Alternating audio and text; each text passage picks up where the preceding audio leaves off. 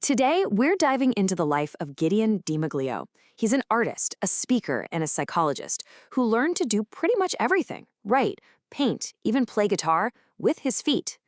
But his story, you'll see, isn't just about overcoming a physical difference.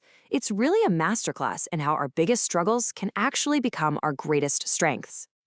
And this idea right here, this is the key to understanding everything about Gideon.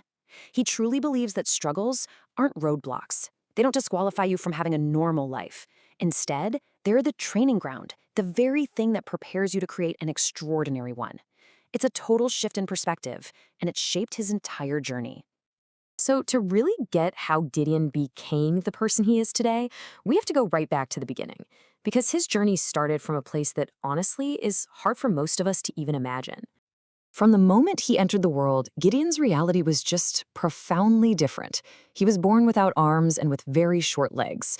Now, you can imagine, from a purely medical standpoint, this was basically a list of limitations. But as we're about to see, that's not at all how his family chose to look at it. Okay, this is really where his story begins. His parents, Mark and Sarah, they made a deliberate choice. They decided to focus not on what he couldn't do, but on what his life could be. He would be surrounded by love, not by pity. He'd be held to the same standards as his siblings, no free passes. And maybe most important of all, they believed his life was meant to have a real purpose.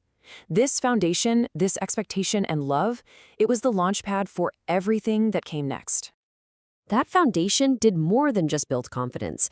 It actually forged a very specific mindset, a way of seeing the world that turned every obstacle into an opportunity. This one simple phrase from his mother became his compass.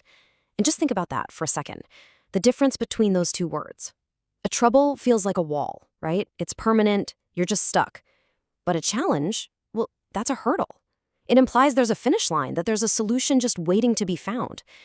This wasn't just about words, it was a complete reframing of his entire reality. And you can see this mindset in action from a super young age. I mean, he wasn't just the kid going to physical therapy at Shriners. No way. At the exact same time, he was discovering a passion for art and was already excelling in accelerated school programs.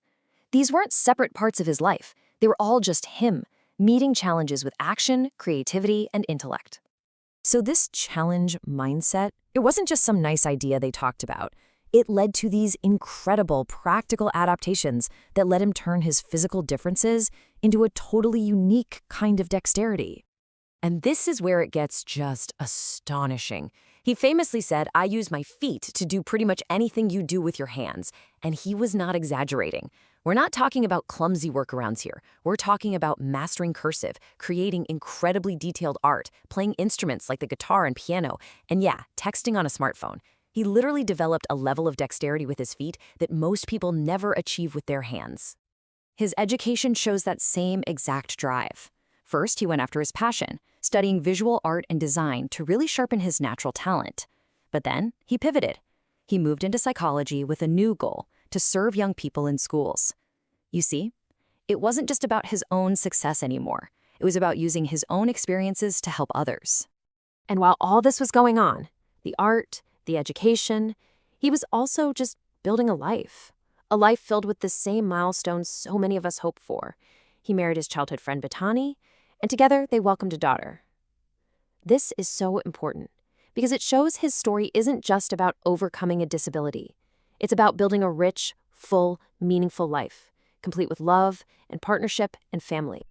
But Gideon's journey didn't stop with his own success. The next chapter, and maybe the most important one, is how he transformed his personal story into a powerful, universal message that's really for all of us.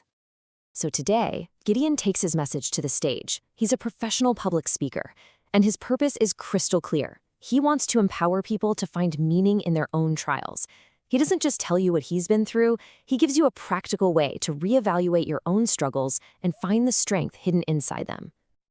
And his message? It hits especially hard with students. Why? Well, for a few key reasons. First, it's totally authentic. He's not speaking in cliches. He's lived it. He is a walking, talking example of a growth mindset. This lets him connect on those huge universal themes, bullying, self-image, fear of failure. And ultimately, he teaches an invaluable lesson, how to look past someone's differences and see their true character and capability. And he shares this crucial piece of wisdom that kind of flips the typical lone hero story on its head. He makes it so clear that real strength isn't about doing it all yourself. It's about having the courage to ask for help, to build a community, and to realize that nobody accomplishes anything truly meaningful all alone. That's a lesson for everybody. So in the end, Gideon's story really leaves us with a question for ourselves. It's not just his story to admire. It's a mirror reflecting our own lives. He challenges us to look at our own obstacles, whether they're big or small, and to see them not as troubles that define us, but as challenges that can equip us. The only question left is, how will you respond?